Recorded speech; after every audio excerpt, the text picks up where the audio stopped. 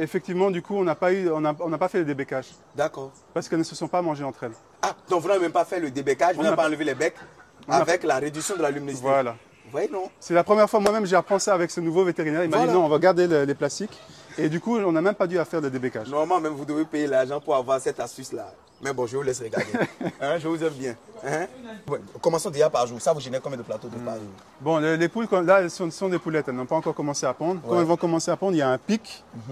Donc on peut faire 90%, on monte plus qu'à 90%, et puis après on redescend, et on a un plateau de 80%. On essaie de garder ce plateau très longtemps, on va dire plus ou moins pendant un an au moins. Et ce plateau, on tourne autour de 140 alvéoles par jour. Ça fait 950 et quelques la semaine? Ouais, un peu moins de 1000 alvéoles la semaine. Autour de 2,5 millions de chiffre d'affaires par semaine. Ça fait 10 millions de chiffre d'affaires par mois. Ouais. Théoriquement, 120 millions de chiffre d'affaires par an. On tourne autour de 100 millions, c'est une belle somme. Est-ce que... Ça, c'est chiffre d'affaires. C'est chiffre d'affaires.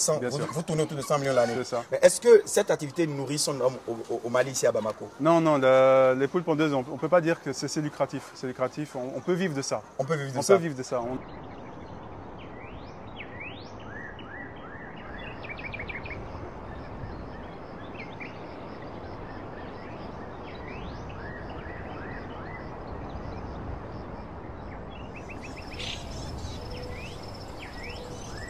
L'invité que j'ai à côté de moi est un ingénieur agronome. C'est un collègue qui a appris l'agriculture, l'agronomie en Belgique. Et il est métis, malien de père et belge de mère. Malgré tout ça, il ne s'est pas attardé en Europe. Il ne s'est pas dit, bon, je reste en Europe. C'est le Eldorado. Il a travaillé, il a beaucoup d'expérience. Il vous partagera ses expériences tout à l'heure. Il a travaillé pour des multinationales dans plusieurs pays africains, mais aujourd'hui, il est revenu à ses sources, à Bamako au Mali, et il se lance dans un projet de ferme sur 5 hectares. Bonjour monsieur. Bonjour monsieur Valère. Comment vous allez? Vous allez bien? Ça va et vous? Ça va, ça va. Est-ce que vous pouvez vous présenter à nos amis abonnés s'il vous plaît? Bien sûr. Donc je m'appelle Anor Axwelou. Comme monsieur Valère a expliqué, je suis un belgo-malien, voilà, et un agronome de formation. Donc j'ai étudié l'agronomie en Belgique. Et ensuite, j'ai commencé à travailler directement sur l'Afrique. Donc, je souhaitais travailler en Afrique dans l'agriculture. Donc, j'ai travaillé pour une multinationale belge qui est spécialisée dans l'huile de palme et l'EVA. Donc, ils ont plusieurs plantations en Afrique et en Asie. Donc, moi, j'ai commencé comme stagiaire au Congo-Kinshasa. Et ensuite, ils m'ont envoyé en Sierra Leone pour un nouveau projet. Donc, une plantation, on devait planter 12 000 hectares. Donc, on a fait 12 000 hectares en Sierra Leone. Donc j'ai occupé différents postes et à la fin, ils m'ont promu directeur de plantation. Donc je suis retourné au Congo-Kinshasa comme directeur de plantation. Donc j'estimais que la boucle était bouclée. Il était temps de revenir au Mali, investir au Mali, apporter ma pierre à l'édifice. Donc là, nous sommes dans la banlieue périurbaine de Bamako. J'ai commencé d'abord le projet de base, ce sont les poules pondeuses. Donc j'ai un bâtiment de 5000 poules pondeuses. Et nous sommes en train de diversifier, on fait de la pisciculture, on fait du tilapia sur place. Et maintenant, nous pensons à planter des arbres fruitiers, faire des vergers, faire du maraîchage. Voilà, diversifier un peu pour faire une ferme intégrée, comme vous avez expliqué. Alors, on va commencer par le commencement. Qu'est-ce qui t'a poussé à venir faire une ferme au Mali? Bon, tout simplement, déjà, comme vous avez dit, moi je suis malien. Je suis né au Mali, j'ai grandi au Mali une partie de ma vie. Mon père a été assez malin pour me faire venir non pas un mois, mais chaque fois 1 an, 2 ans, ici au Mali, au village. Donc c'était tout simplement déjà, moi j'aime être en Afrique, j'aime être au Mali. J'ai très mal vécu mes années en Belgique. Donc là, je ne me vois même pas aller en Belgique. Si ce n'est pas pour aller voir peut-être la famille ou des amis, je ne pourrais même pas faire 3 mois en Belgique. Je suis très très bien ici au Mali. Et puis il y a tellement de choses à faire ici, quoi. Il y a tellement de choses à faire. Donc c'est vraiment essayer d'apporter de l'emploi, essayer d'apporter un peu de développement. Voilà, ce qu'on peut faire, on va le faire. Très bien.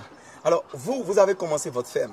Quelles sont vos difficultés au début, en tout début? Après avoir acheté les 5 hectares, quelles ont été vos difficultés? Bon, moi, peut-être une des difficultés déjà, c'était le fait que j'étais un peu naïf. Donc la zone où j'ai acheté le terrain, je ne connaissais pas. Donc il n'y a pas beaucoup d'eau. Il n'y a pas beaucoup d'eau? Il n'y a pas beaucoup d'eau. En tout cas, on trouve de l'eau très difficilement. Donc j'ai travaillé pendant 3 ou 4 ans avec un forage qui a 1 mètre cube d'eau. Voilà, j'ai tout fait avec 1 mètre cube d'eau de l'heure? Donc, Ça 1000 fait litres. 1000 litres de Ouais. l'heure. C'est Ouais. très peu. Voilà. Mhm. Donc au total, on a fait 11 forages. Et c'est Wow. dernièrement que j'ai pu avoir un forage qui me permet maintenant de penser à faire des fruitiers ou du maraîchage. D'accord.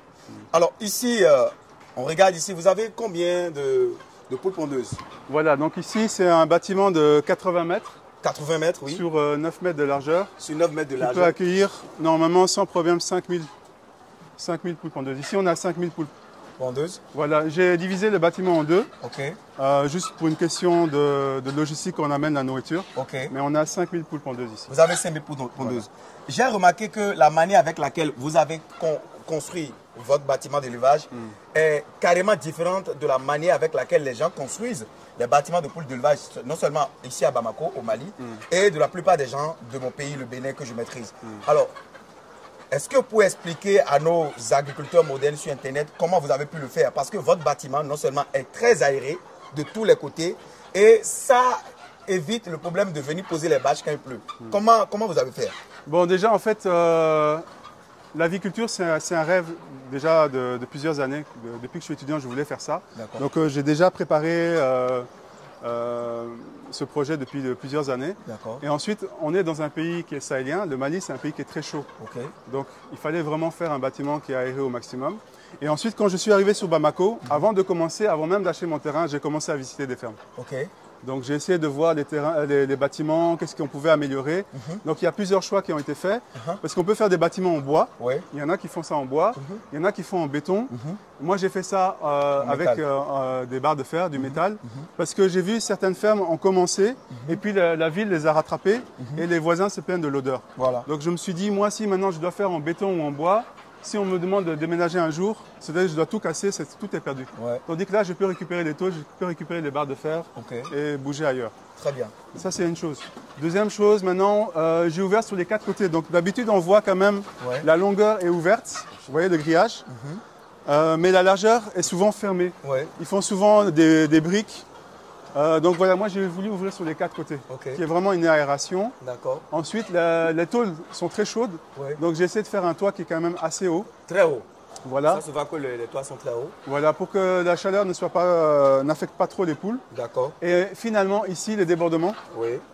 Bon, vous voyez ici, ils sont en train de préparer, ils sont en train de faire la vaccination comme ça. Ok, d'accord, la vaccination des sujets. Voilà, voilà. D'accord. Et enfin, ici, si tu peux filmer, peut-être, vous pouvez filmer en haut. Oui. Le débordement ici, souvent, j'ai vu, c'était 1 mètre. Ok.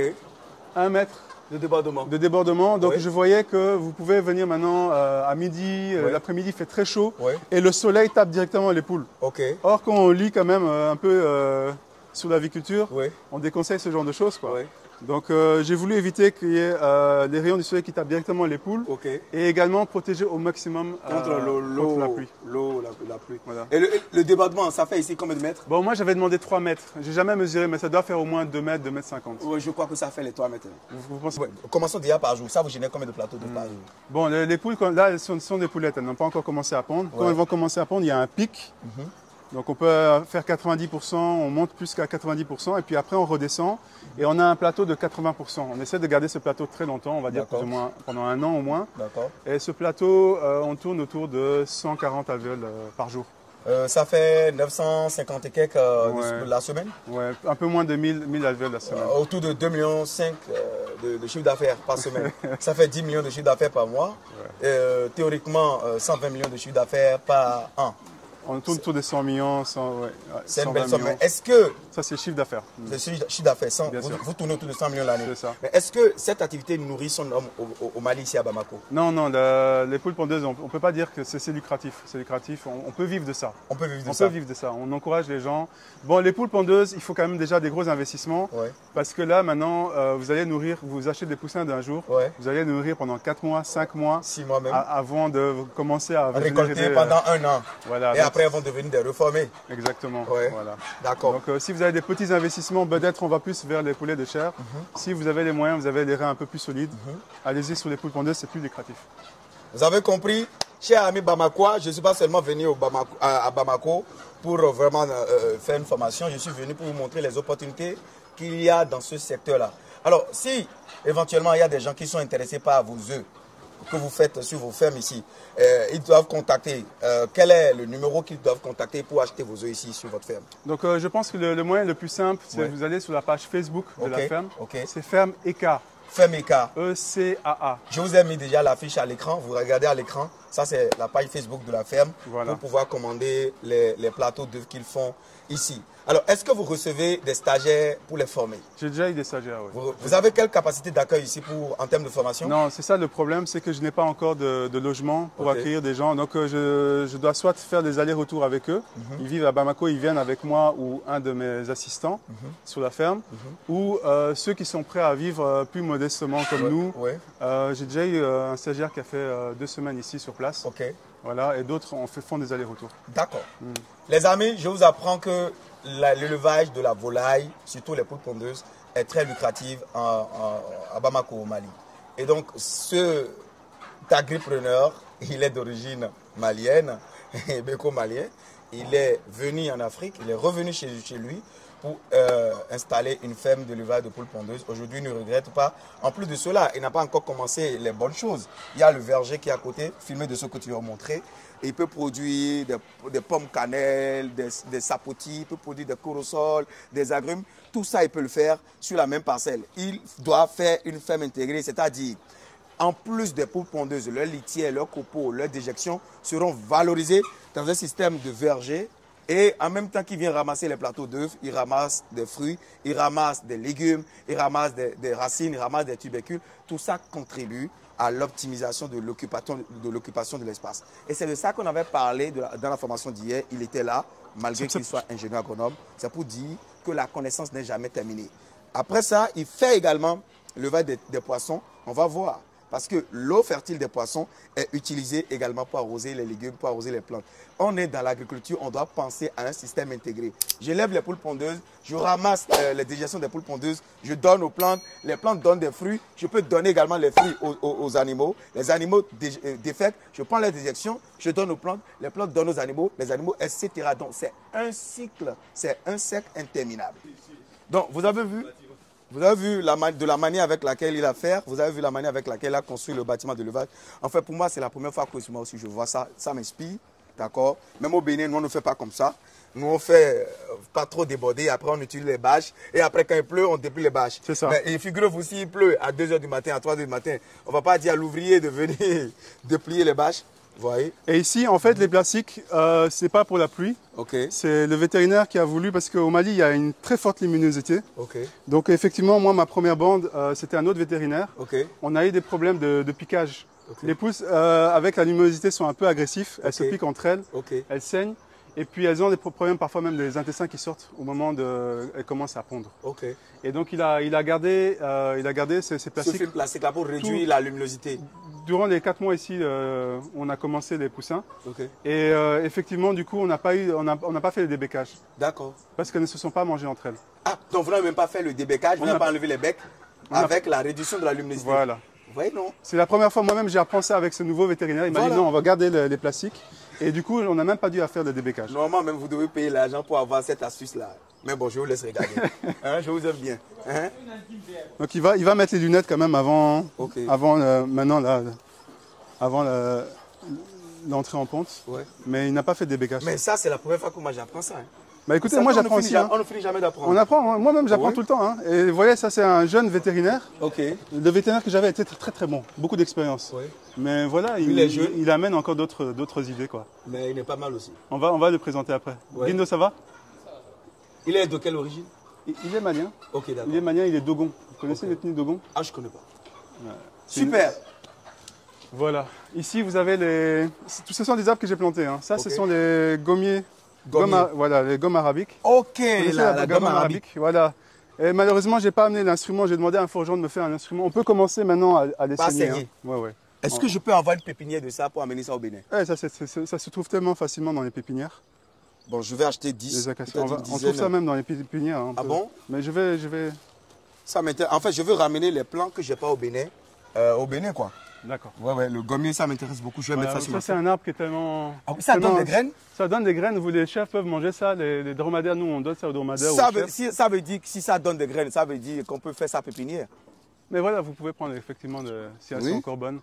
Je peux demander à un travailleur après de, Oui, de s'il ramasser. peut m'aider à ramasser, je Ouais, vais faire la germination. Ils sont Bien, ça va occupés, mais je pousser. vais leur demander. Si Attends. ça donne des graines, ça se trouve que ça pousse. Voilà. Le cédiave, c'est pomme, c'est une plante fourragère. Exactement. On l'utilise aussi pour faire la production du poivre en Côte d'Ivoire. N'est-ce pas? C'est le tuteur du poivrier Ah, en vous Côte pouvez d'Ivoire. l'utiliser comme tuteur? Oui, mais Bon, c'est voilà, bien là, mal j'ai pas, parti. Il est déjà trop oui, ramifié. non, là, Il faut ils sont maintenir le oui, port sinon- droit. Il faut l'élaguer pour qu'il soit bien droit. Voilà, je les ai pas, comme c'est la haie aussi, je ne les ai pas élagués, quoi. Ouais. Vous avez mis du manguier, de l'anacadier. Donc vous avez voilà, mis- j'ai planté de tout pour voir ce qui fonctionne, ce qui ne fonctionne pas, Ok. pour pouvoir après le planter dans le verger. Ok. Comme j'avais des problèmes d'eau, j'ai vu que vraiment les anacardiers poussent très très bien. Ouais. C'est la zone pour l'anacardier, hein. Ok. Le Mali, la Ouais, Guinée, je la sais, Côte d'Ivoire. Je sais. Et ça ne demande pas beaucoup d'eau. Ouais. Donc j'ai planté quand même pas mal d'anacardiers, on va voir. Ok. Ça, c'est Corosol. Oui, le corosol. Le Corosol. Bon, j'ai gardé cette partie en jachère cette année. Ok. Et, du coup, les animaux se nourrissent aussi. Ok. Le matin, on les laisse un peu divaguer. Le moringa oleifera. Le moringa, ça c'est un citronnier. Donc vous voyez, c'était un oranger qui... Ouais, ouais. La greffe, il m'a donné quand même une dizaine de citrons il n'y a Ouais. pas longtemps. Donc, Mais c'est bien. voilà. Vraiment, bravo. On essaye de faire comme on peut. Ça, c'est Alors- les derniers que j'ai plantés. Ça, c'est quoi le rôle des ânes ici dans le Sahel? Bon, Les ânes servent à quoi? Les ânes, moi, ça m'a sauvé beaucoup d'argent parce que je vous ai dit, pendant 4 ans, je faisais des tricycles pour arroser les arbres. Oui. Mais vous imaginez l'essence que vous dépensez? Donc, vous utilisez Maintenant, les ânes. on utilise l'âne avec une charrette. Ok. Bon, vendredi, on a eu une forte pluie là, avec beaucoup de vent. Mhm. Et j'ai perdu des arbres. Voilà, il y a un moringa qui a cassé ici. Ok. J'ai Lui, plusieurs laissez bien arbres, là. dessécher, ouais. Mais lui, il n'était pas... Je crois qu'il a dû tomber sur une roche ou quoi. Ok. Il a filé dès le départ. Mais après, il est Donc, tombé sur il une était roche. déjà tombé il y a 2 ans. Vous voyez, il s'était cassé. Ouais, ouais. J'avais mis le tuteur, mais là maintenant c'est fini. Bon, On va le peut-être laisser. qu'il est arrivé à bout. Hein. Voilà, c'est ici le forage Ça, qui m'a donné 30 mètres cubes. Il est où le forage? Le voilà. Bon, on l'a caché, hein, mais il est ici, quoi. Ok, le forage qui a donné les 30 mètres cubes. Voilà, Super. à 180 mètres. Ok. Donc, c'est sur plusieurs paliers. 150 mètres, pardon. À 100 mètres, je suis à 17 mètres cubes. 120 mètres, je suis à 21. Chier! 150 mètres, je suis à 150 mètres de profondeur. 30 mètres cubes. Ah, vous imaginez? Vous avez un Sahel des ruches. Je viens de les installer. Donc, j'ai pas encore eu les abeilles. Soi-disant, elles pouvaient venir. Ouais, ouais, je suis en Mais train je de pense voir. que- Hein, je suis en train de voir des abeilles. Il y a là. Vous voyez les abeilles? Oui, oui, bien sûr. Ah, mais voilà. Il y a des abeilles La dernière fois qui que je suis allé, colonisent déjà. Il y a des abeilles. Ah, mais écoutez, c'est une bonne nouvelle. Sinon, Ouais. je pensais faire venir une colonie. 2 colonies. Il y a 2 ruches pour le moment. On vient de les installer. Eh, bravo. On vient de les installer. Donc, c'est le Petit champ à qui va petit. juste là-bas. Voilà, les 5 hectares sont là. Ce qui a été labouré ici, ce que vous voyez labouré, c'est Oui. 2 hectares. D'habitude, je plante du maïs. Ok. On peut s'approcher un peu, vous allez voir. Et cette année, pour diversifier, changer un peu et améliorer encore le sol, j'essaie vraiment d'améliorer le sol. Vous avez utilisé le fumier de vache. Bon, le fumier de poule, on utilise chaque année avant de... J'ai mis au moins 200 sacs de... Il ne faut pas qu'on se rapproche trop, il y a des abeilles. Moi, j'ai mis un Vous avez parfum. pas... Non, je pense Non, pas que... j'ai pas peur, c'est le parfum. Vous avez vu, il y a des abeilles, non? Regardez bien. Observez bien. Bon, vous, je avez, sais qu'il y a des abeilles dans le champ, mais... vous avez vu, non? Vous avez vu, non? Allons-y comme ça. Ils rentrent déjà dans les ruches. Allons-y. Ouais, tant mieux, ça fait plaisir. J'ai ma combinaison, j'irai voir. C'est bien ça. Le monsieur qui m'a installé m'a dit avec la saison des pluies, ça sera va plus, coloniser. elles vont coloniser Parce plus que les facilement. abeilles ont besoin de l'eau. Ouais, ouais. Sinon, moi j'ai toujours eu des abeilles qui venaient au niveau des bassins, par exemple. Comme il y a de l'eau, C'est l'eau là qui fait qu'ils vont bien se... attention, hein. Vous avez des chaussures, c'est bon. Ouais, bon, madame a des baskets, non? Elle a des baskets Ouais, ouais, aussi, c'est donc bien. c'est bon. J'avais dit de venir avec des chaussures. Et donc cette année, on est en train de planter du soja. Ok. Donc vendredi, juste avant la formation, j'ai fait la moitié déjà, j'ai fait 1 hectare. Ok. Au milieu là, on va faire cette partie. Bon, je vais leur demander de venir demain, je crois. Vous avez déjà semé les soja? On a planté 1 hectare. Sur Un les 2 hectare. hectares, on a fait plus ou moins la Donc moitié. vous avez déjà semé de ce côté? Plus ou moins là-bas. Il ne On- faut pas qu'on marche là-dessus. Non, non, ici, il n'y a pas de... Il n'y a pas de semis. Non, non, c'est juste vers la fin là-bas. D'accord. On est parti comme ça, maintenant ils vont venir ici. Great. Vous voyez? Il était tout petit, donc ça va, ça va. Le comportement de départ encourage. J'ai vu que vous avez mis des bananiers. Par contre, vous les avez paillés, c'est bien. Ouais. Non, je dis à la base, on s'était paillé, c'est parce qu'on vient de faire les ronds, sinon, Ok. Il voilà. faut toujours pailler. Super. Bon, mais voilà, je voulais voir s'il y avait d'autres. Oui, il y a le néré, vous connaissez le néré? Oui, le paquet à biglobosa. Ça, Ouais. c'est une plante sauvage. Une plante sauvage qui est très utilisée pour faire de la moutarde africaine. Qu'on appelle le sumbala ici. Ouais. On fait aussi des jus avec. Voilà. Vous avez le tamarini aussi? J'ai le tamarin qui pousse naturellement d'abord dans le champ. Ok. Bon, moi, quand j'ai acheté le champ, il n'y avait pas d'arbre. Ok. Le monsieur avait tout coupé. Bah, Les carités, vous voyez, il y a des carités dans le champ. on Il y a- coupe il pas y a- la karité, C'est interdit même ici de C'est tout interdit, couper le ouais. karité. C'est Le monsieur illégal a- de Le monsieur a couper tout le coupé. Les tamarins que vous voyez là, Oui. il restait juste la souche. Vous voyez, ça fait maintenant Super. Donc maintenant, c'est devenu des arbres. Super. Et j'ai planté des tamarins. J'ai planté quelques tamarins. Super. Et voilà un peu. Ça, ok, c'est bon. Mais bravo, mon Je frère. crois qu'on a vu un peu tous les différents arbres. Bravo, bravo, bravo, bravo, bravo. Vraiment. Voilà. Sinon, il y a des palmiers dattiers et des palmiers à huile qui sont là. Ouais, j'ai vu. Voilà. Ça, c'est un palmier dattier. Bon, ça, c'est un que j'ai pris chez quelqu'un. Ça a poussé va sur une pousser maison. Non, c'est mort. Les termites l'ont bouffé. Ok. Mais ça n'avait pas donné parce que ça a poussé sur une maison. Cameraman. Bon. Allez-y. Pardon. C'est bon. Alors ici, c'est le tamarinier. Son nom scientifique, c'est Tamarindus indica. C'est un arbre qui est très utile, d'accord, pour les populations locales. Pour la tradition africaine, quand même, dans tous les pays africains, c'est très utile. Ça produit, ces gousses produisent un jus vraiment excellent. Et mon frère me l'apprend que vous utilisez ces fruits pour faire de la sauce. On fait, ça devient une petite sauce, quoi, un accompagnement. Ok. Pour manger avec le tiep sénégalais, le riz au gras. Vraiment, merci d'avoir sauvegardé ce table-là. C'est vraiment excellent comme idée. Merci. Voilà. Oui. Merci. Même ramener de la maison si on a. Comment on appelle le fruit là? Ici, on l'appelle des abans. Les abans. Zaban. Ça, c'est sucré et fermenté. J'en ai mangé en Guinée. Ils m'en ont même vendu à combien? À 5 000 francs guinéens. Voilà, donc moi j'en ai plein hein, dans le champ là naturellement. Waouh. Nous on fait des jus à la maison avec ça. C'est très bon. Non mais je vois que vous faites l'effort de conserver beaucoup d'arbres. Ah, ceux qu'il y avait quand même, je n'ai pas touché. Mhm. Ceux qu'il y avait, il n'y a pas d'arbres pour dire la vérité. Ouais. Mais ceux qu'il y a quand même, je n'ai pas touché. Ouais, parce qu'on est dans le Sahel, il faut conserver beaucoup d'arbres. Pour créer un microclimat agréable sur la ferme. Exactement. Et je me suis rendu compte qu'elle était pleine.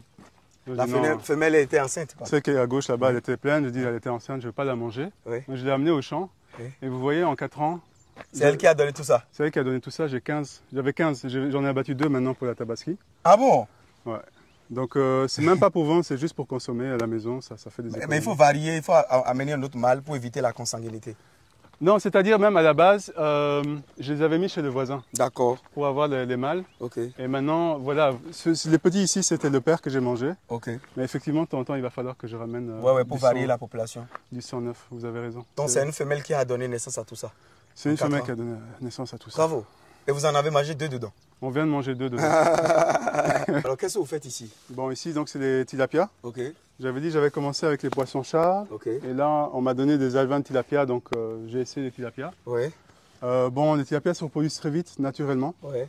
Donc pour le moment, en fait, c'est plus pour la consommation de la maison. Vous les faites reproduire? Non, ils se reproduisent d'eux-mêmes. Donc vous ne faites pas l'extraction d'œufs, je ne fais rien du tout. Okay. Je n'ai rien à faire. Je leur donne juste à manger. Oui. On leur donne de l'eau et à manger, c'est tout. Et vous n'avez pas un système d'oxygénation? Non, je n'ai pas de système d'oxygénation. Donc ce que je fais, c'est à midi, en heure chaude. Voilà, j'ouvre comme ça pour les oxygéner un peu. Ce n'est pas forcément le meilleur moyen. Voilà, mais bon, c'est déjà pas mal. Ça fonctionne en tout cas. C'est pour votre consommation personnelle. Donc voilà, je viens avec des frigo box là, des cool box de 30 kg. Oui. Je remplis ça. Je vais un peu en ville, je vends ça à quelques personnes. Okay. Et ceux qui restent, je mets ça à la maison, mais au congélateur. Et puis voilà. On peut voir s'ils sont dedans? On va les nourrir. Okay. J'ai vidé pas mal ces derniers jours, avant la fête. Mais... Cameraman, toi, il faut monter. Hop. Cameraman, toi, tu vas monter, nous on va... Ici, quand même, il y en a. Et là, toi, tu montes sur le truc. Ouais. C'est vrai. Et vous n'avez pas fait d'éclosion, tout ça, rien? Rien. Les tilapias se reproduisent d'eux-mêmes comme ça? Ils se reproduisent tout seuls. Les tilapias se reproduisent énormément vite. Mais c'est la première fois que moi je vois les tilapias évoluer comme ça, sans un système d'oxygénation, sous un soleil et tout. Je crois que la différence, c'est quoi? C'est la présence. Ok. Ma présence. C'est-à-dire, quoi? C'est s'assurer qu'ils donnent à manger tous les jours. Okay. Et s'assurer. C'est juste l'expérience. Quand j'ai commencé, on m'a fortement déconseillé les tilapias. Ouais. On m'a dit non, les poissons-chats. Surtout sous le soleil. Et l'eau est verte. Or, moi, je vois que les tilapias, c'est plus intéressant pour moi. Le fait que ce soit au soleil, l'eau est verte, les tilapias se nourrissent de zooplancton et de phytoplancton. Oui. Donc, ils se nourrissent des algues. Quand on m'a donné les alevins, je crois que c'était pendant 1 mois ou 2, je n'aurais pas donné de nourriture. J'ai fait des poissons-chats une première fois, j'ai vendu ça, on m'a donné des tilapias. Je n'ai pas acheté de nourriture pendant 1 mois, 2 mois. L'eau était comme ça. Je n'ai rien donné. Ils se nourrissaient des algues. Ils ont survécu comme ça. Donc j'ai dit non. C'est-à-dire que je n'étais même pas motivé à faire le tilapia à la base, quoi. J'ai dit bon, ils sont là, ils sont vivants, allons-y. Ton système là, ça m'étonne. Hein. Et donc maintenant pour l'oxygénation, comme je vous ai montré, Ouais. mais j'avais pas d'eau, Au départ, je faisais même les tilapia, j'avais pas d'eau, monsieur Valère. Ok. Je pouvais faire 20-30 cm Ici, normalement, on doit leur donner 1 mètre de hauteur d'eau.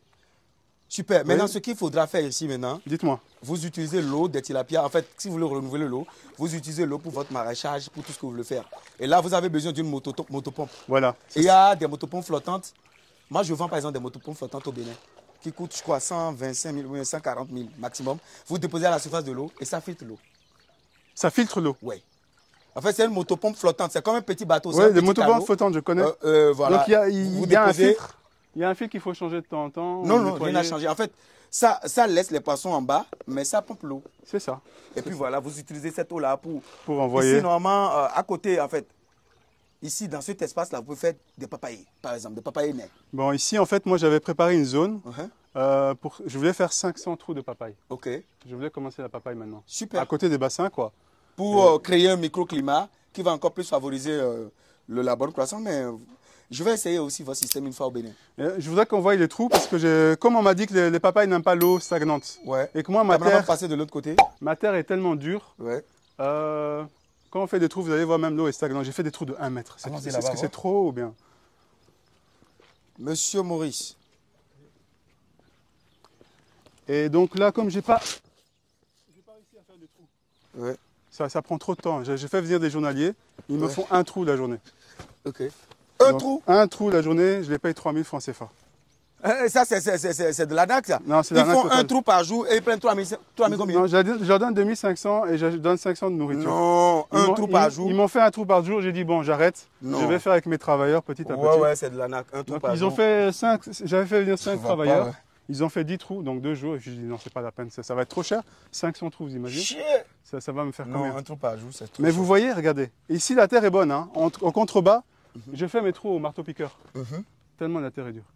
Ici, on a fait à la pioche, mais vous voyez, c'est 1 mètre de profondeur, mais l'eau est stagnante quand même. Est-ce que le papayer peut... Ce que vous allez faire maintenant, normalement, vous n'avez même pas besoin d'aller à 1 mètre de profondeur.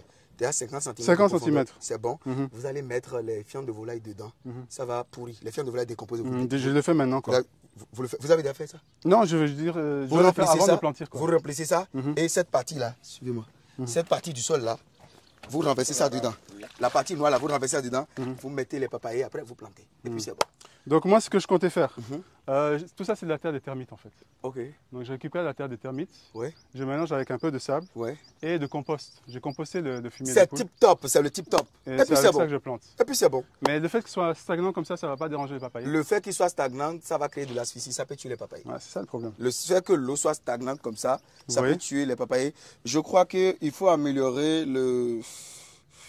Ça, c'est 1 mètre. Hein. On ne voit pas, le côté là n'a pas été fait, mais c'est 1 mètre de profondeur. 1 mètre de profondeur. Pourquoi l'eau stagne comme ça? C'est parce que le sol n'a pas une bonne capacité d'absorption. La couche latéritique, vous voyez comment c'est? Vous avez la couche arabe. C'est très dur. Après, c'est très dur. C'est très dur. Mais ce qu'on va faire avec, regardez, ce qui va améliorer la capacité d'infiltration du sol, ce sont les matières organiques qu'on va amener. C'est-à-dire, le truc de termitière, tout ça là, ça va améliorer la capacité d'absorption du sol. Ça va améliorer. Mais ça, c'est à long terme. Voilà, mais si maintenant je plante 500 papayers, est-ce qu'ils vont survivre dans ces conditions-là? Ce qui est sur tous les 500 ne vont pas mourir. Ça vaut. Si je fais 50 cm, est-ce qu'ils peuvent 50 cm, c'est mieux. Tu augmentes la largeur. Ouais, 50 1 mètre de largeur, tu fais 1 m 50. Ah non, c'est beaucoup. Hein. Même 1 mètre, il dit que c'est trop. Normalement, le papayer, c'est 50 cm. 50 cm de profondeur. 1 mètre de largeur. La profondeur, tu fais 50. Ouais. N'est-ce pas? Tout, ouais. Ah, qu'est-ce que vous dites? 1 mètre de largeur, c'est bon? Je vais préférer 50, 50, 58, 50. Vous comprenez? 50 cm, 50 cm, 50 cm, 50 cm, 50 cm de profondeur. Et puis c'est bon. D'accord. Je crois qu'avec le temps, en apportant les engrais organiques, ça va améliorer la capacité d'absorption du sol. C'est de ça qu'on parlait hier. Quand tu es au Mali, mais tu utilises le fumier de vache. Vous vous rappelez, madame, de ça? Donc, quand vous utilisez le fumier de vache, c'est un rôle d'hydro-rédenteur. Ça stocke de l'eau. Tu as déjà un sol qui absorbe mal l'eau. Tu apportes encore un engrais qui stocke de l'eau. Qu'est-ce qui va se passer? Ça va pourrir les choses. Heureusement, ici, on n'utilise que le fumier de poule. Hein. Ah ouais. On n'a pas de vache ici. Voilà. on a des poules, donc on a le fumier en quantité. Maintenant, ici, c'est des bananes plantains. Comme ça. Des bananes plantains. Ouais. Une dernière question pour vous. Dites-moi. Votre réservoir d'eau, en haut, pourquoi vous l'avez mis la couleur blanche? Quand même, fumez là pour que les gens puissent bien voir. Pourquoi avez mis la couleur blanche à votre réservoir d'eau? Bon, ça, c'est juste une question. Les couleurs, le blanc reflète la lumière. Ouais. Et le noir on va dire, attraque la lumière, comment on va Stop dire? de la lumière, ouais. Ouais.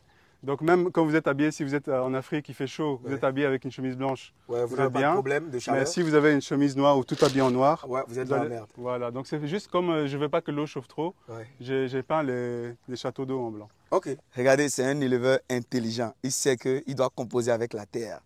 Et vous savez, vous utilisez dans vos pour vendre les maïs, non?